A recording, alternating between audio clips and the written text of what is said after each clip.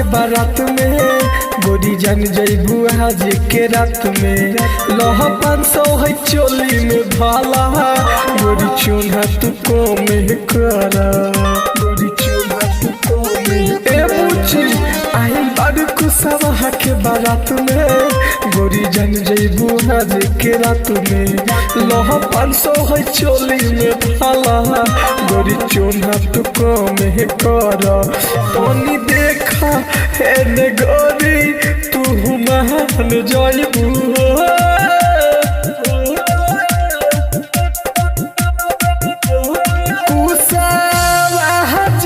Power अब के जान जइबू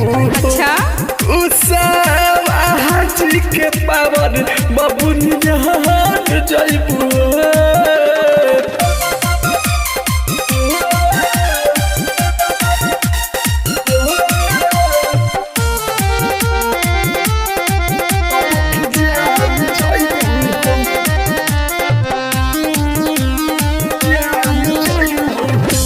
चले लाई हम कुसवाजी के चलती तोहके न चाहिए हम सब रात भर सुन चले आई हम कुसवाजी के चलती तोहके न चाहिए हम सब रात भर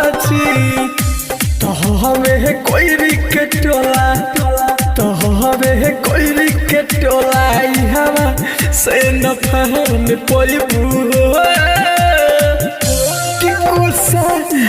हाजी के पावर गोरिया जान जइबू टिकुसा हाजी के पावर अब की जहान जइबू।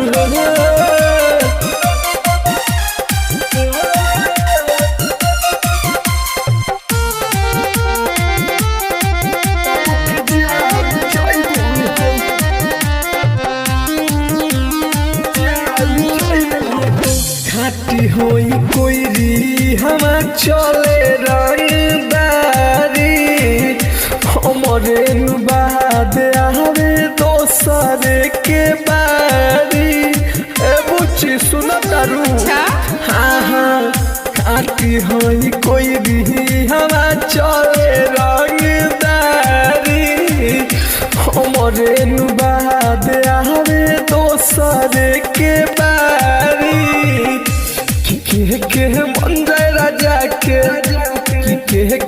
अरे अने अमर जीत के न जा में लाग जइबू कुसवाजी के पावर गोरिया जान जइबू कि अब की कुसवा के पावर गोरिया जान जइबू।